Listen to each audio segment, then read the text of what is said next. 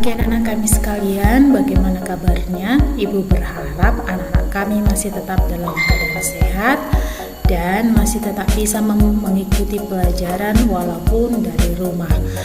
Pelajaran kita kali ini kita akan membahas tentang gametogenesis, masih dalam bab yaitu bab pembelahan sel. Maka ibu berharap anak-anak kami dapat mengikutinya dengan baik. Gametogenesis sering juga disebut sebagai proses pembentukan gamet. Gamet itu adalah sel kelamin, berarti bisa kita artikan sebagai proses untuk pembentukan sel kelamin, baik sel kelamin jantan, baik sel kelamin betina. Sel kelamin jantan pada hewan atau manusia sering disebut dengan istilah sperma, dan sel kelamin jantan pada tumbuhan sering kita sebut dengan serbuk sari. Sedangkan sel kelamin betina pada hewan atau manusia disebut dengan ovum, dan pada tumbuhan disebut dengan kandung lembaga. Sekarang kita masuk ke dalam gametogenesis pada hewan atau manusia. Gametogenesis pada hewan atau manusia terjadi melalui dua proses, yaitu yang pertama adalah proses spermatogenesis atau proses dalam bagaimanakah cara penghasilan sperma, dan oogenesis adalah proses dalam menghasilkan ovum.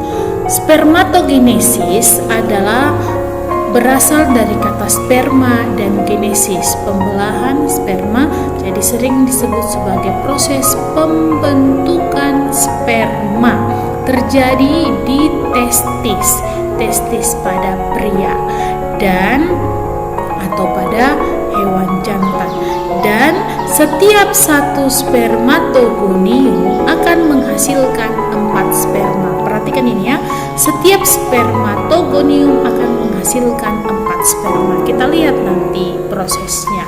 Lihat prosesnya. Proses gametogenesis atau spermatogenesis diawali dari spermatogonium atau sering disebut dengan induk sperma. Induk sperma ini memiliki kromosom yang diploid atau berpasangan. Mula-mula spermatogonium tumbuh dan mengalami pembelahan secara mitosis sehingga menghasilkan spermatosit primer dan bersifat diploid atau pasang kromosomnya di dalam masih berpasangan. Lalu spermatosit primer mengalami pembelahan meiosis yang pertama menghasilkan spermatosit sekunder, dan karena dia sudah melakukan pembelahan meiosis, maka jumlah kromosom anaknya adalah setengah dari induk. Di sini masih diploid induknya, maka anaknya menjadi haploid. Lalu spermatosit sekunder melakukan pembelahan meiosis yang kedua sehingga menghasilkan spermatid, 4 buah spermatid. Lalu spermatid akan berdiferensiasi menjadi spermatozoa. Maka inilah tadi yang dikatakan bahwa dari satu spermatogonium atau satu induk sperma akan menghasilkan 4 buah sperma yang aktif semuanya atau dapat membuahi si ovum. Jadi prosesnya diawali dari spermatogonium yang diploid, menghasilkan spermatosit yang diploid, menghasilkan spermatosit sekunder tetapi sudah haploid karena dia sudah melakukan meiosis pertama. Ini menghasilkan spermatid juga haploid karena melakukan meiosis yang kedua, dan hasil akhirnya adalah 4 buah sperma yang haploid. Itulah untuk spermatogenesis. Sekarang kita masuk ke oogenesis. Berarti ini adalah proses dalam menghasilkan ovum.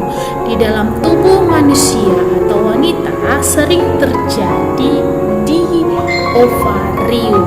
Maka hasil dari oogenesis ini adalah 4 buah sel haploid, tetapi hanya 1 yang fungsional, sedangkan yang lainnya mengalami degenerasi dan mati. Kita lihat yang manakah yang 1 yang fungsional dan yang 3 lagi adalah yang mati. Maka diawali dari 1 oogonium yang bersifat haploid atau satu induk ovum yang memiliki kromosom yang berpasangan tumbuh dan mengalami mitosis menghasilkan oosit primer. Kalau dia mitosis maka jumlah kromosom induk sama dengan anaknya ya. Lalu oosit primer mengalami pembelahan meiosis yang pertama menghasilkan menghasilkan satu oosit sekunder dan satu badan kutub atau sering disebut dengan badan polar. Badan polar ini adalah oosit sekunder yang mengalami degenerasi atau penyusutan sehingga selnya lama-lama akan menjadi mati dan tidak mampu ini dibuahi. Ya. Lalu badan kutub yang pertama ini mengalami meiosis kedua menghasilkan badan polar yang kedua atau badan kutub yang kedua.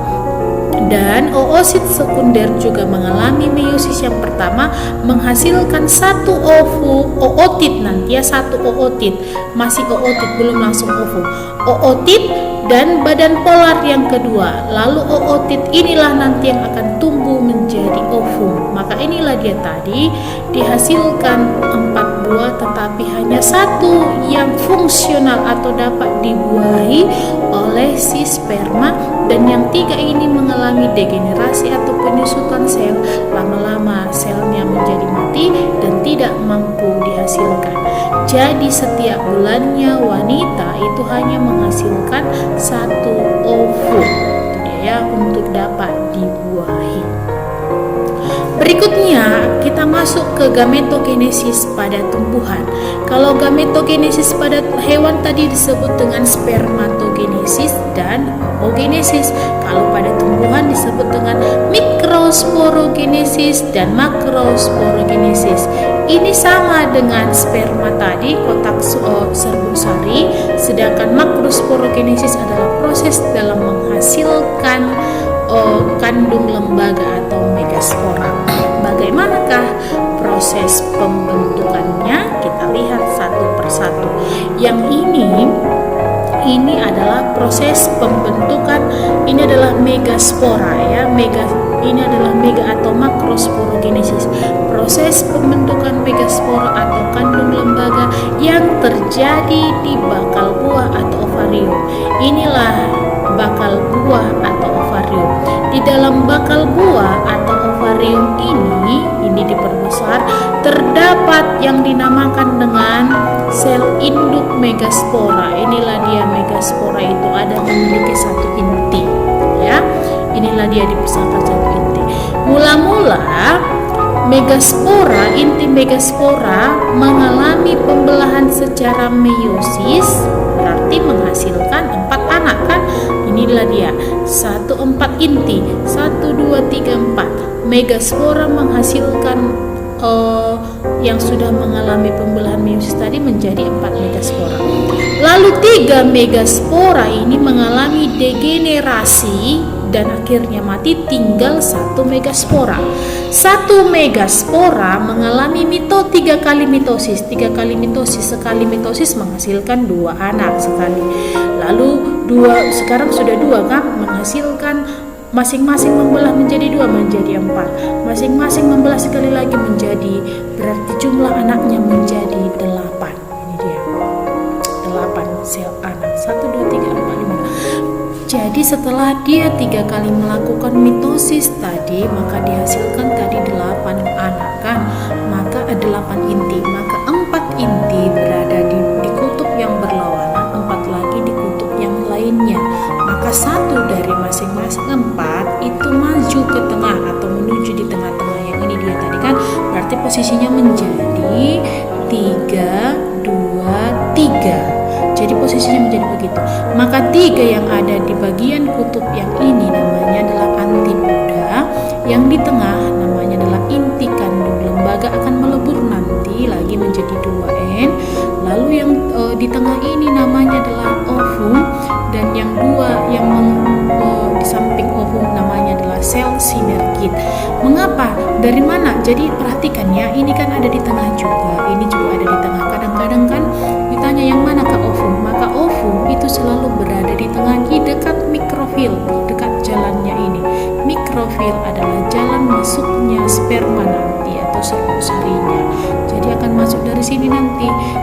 dari sini kan tidak bisa masuk spermanya karena tertutup, tidak ada jalannya. Maka harus dari sini dia masuk. Maka yang pertama sekali yang di tengah-tengah itu adalah ovumnya. Maka inilah, tadi yang dikandung di dalam ini tadi, di dalam ovariumnya ini tadi akan terdapatlah dia yang dinamakan dengan inti kandung lembaga dan ovum. Jadi ini adalah proses dalam menghasilkan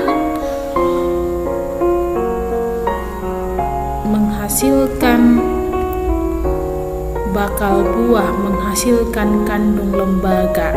Ya, maaf tadi Ibu pertama sekali bilang mikro atau makrosporogenesis.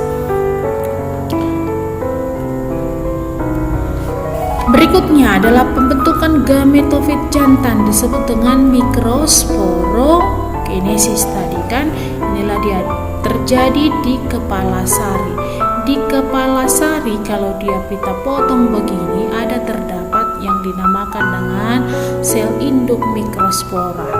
Maka jika kita perbesar satu sel induk mikrospora ini akan mengalami pembelahan secara meiosis, menghasilkan dua sel, menghasilkan 4. Maka jika kita perbesar lagi satu sel ini tadi, satu sel mikrospora ini intinya kan 1, akan mengalami pembelahan secara mitosis menjadi 2 intinya. Lalu mengalami pembelahan mitosis tadi, inti generatif akan mengalami pembelahan lagi menjadi 3 intinya di sini kan. Jadi yang mengalami pembelahan mitosis tadi di sini adalah inti generatif. Ini tadi intinya 1 mengalami mitosis menjadi 2. Lalu ada inti vegetatif dan inti generatif. Lalu inti generatif saja yang mengalami pembelahan mitosis sehingga dihasilkan 2 buah inti generatif yang kita sebut dengan inti generatif 1 dan inti generatif 2. Sedangkan yang satu lagi dinamakan dengan inti vegetatif. Maka jika serbuk sari masuk ke dalam tumbuhan, misalkan serbuk sari ini tadi jatuh tepat di atas kepala putik, maka dia akan masuk ke dalam ovarium dan menuju masuk ke sini tadi. Maka inti generatif 1 akan membuahi ovum. Si ini yang akan dibuahinya, si ovum ya. Lalu dinamakanlah hasil pembuahannya namanya zigot. Sedangkan inti generatif kedua akan membuahi inti kandung lembaga ini, maka disebutlah dengan endosperm. Jika sudah ada zigot dan endosperm, maka akan terbentuklah yang dinamakan dengan tumbuhan berbiji tertutup. Maka pembuahan semacam ini disebut dengan pembuahan ganda. Sedangkan pembuahan tunggal adalah pembuahan hanya sperma membuahi ovum membentuk tumbuhan berbiji terbuka. Itu dia ya. Jadi demikianlah pelajaran kita untuk gametogenesis baik pada hewan baik pada tumbuhan. Selamat